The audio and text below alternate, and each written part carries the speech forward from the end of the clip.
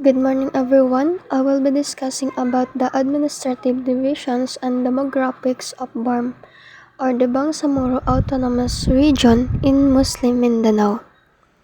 Basically, ang pag-uusapan natin is kung paano hinahati at pinamamahalaan ang BARM and also kung gaano karami at gaano ka-diverse ang population nito. So, I won't be reading the text on the PPT, but I'll just explain it right away instead. So, administrative divisions, dito makikita natin kung ano ang bumubuo sa BARM. So, ang BARM is composed of 6 provinces and 1 special geographic area. Hindi lang siya yung original na 5 probinsya. For example, may mga areas na nag-plebiscite or bumoto kung gusto ba nilang maging part ng BARM, and dahil pumayag sila, naging bahagi na rin sila ng region, kaya lumawak yung sakop ng BARM. Now, these provinces and the special geographic area are governed through component cities, municipalities, and barangays. As of 2024, meron tayong 3 component cities, 124 municipalities, and 2,595 barangays. So, dito naman po, pag-uusapan natin kung saan ang center ng government ng BARM. The seat of the Bangsamoro government is located in Cotabato City. Meaning, dito ginagawa yung important decisions, dito yung main offices, and dito nagmi-meeting yung mga leaders ng BARM. Kasama rin dito yung 63 barangays na dati is part ng ibang province pero piniling sumali sa BARM. For example, yung barangay na mas gusto nilang mapasama sa ibang city kasi mas malapit or mas maayos yung serbisyo, ganun din yung concept.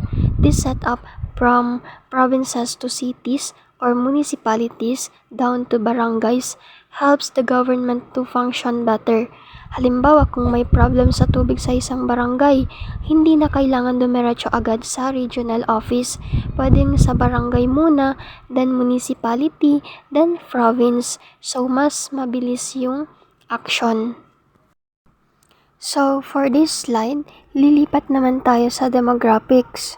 When we say demographics, basically ito yung details about the people, ilang tao sila, saan sila nakatira, and ano yung background nila. Parang kapag gumagawa ng class profile, ilang students, ilan ang boys and girls, etc. Ganon din yung concept pero sa buong region. According to the 2024 census, ang total population ng BARM is 5,691,583. That means around 5.6 million people ang nakatira sa BARM, which is about 5% of the total Philippine population. So, for example, kung may 100 Filipinos, mga 5 doon is from BARM. Makikita rin natin na malaki ang population growth from 4.94 million in 2020, naging 5.69 million in 2024. Ibig sabihin, dumadami ang tao, pwedeng dahil mas maraming pinapanganak or mas maraming lumilipat sa region. Because of this, mas kailangan ng schools, hospitals, jobs, and housing. Kung hindi ito mapaplano ng maayos, pwedeng magka-problem sa services. Dito naman po makikita natin kung saan mas maraming tao sa BARM. Among all provinces, Lanao del Sur has the largest population with around 1.37 million people. Sunod naman ang Sulu, Maguindanao del Norte, Maguindanao del Sur, Basilan, and Tawi-Tawi, including the special geographic area. So halimbawa sa school ulit, may grade level na mas maraming students compared sa iba.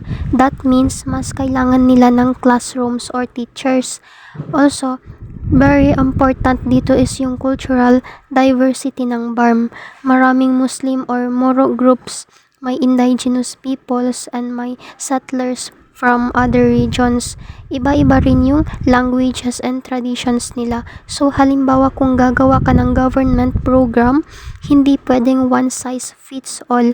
Kailangan i-consider yung culture and beliefs ng bawat group para mas maging effective.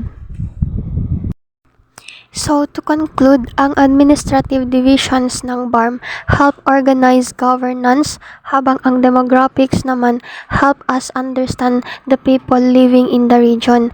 By understanding both, mas naiintindihan natin kung bakit importante ang proper planning, good governance, and cultural sensitivity sa BARM. That's all for my report. Thank you for listening.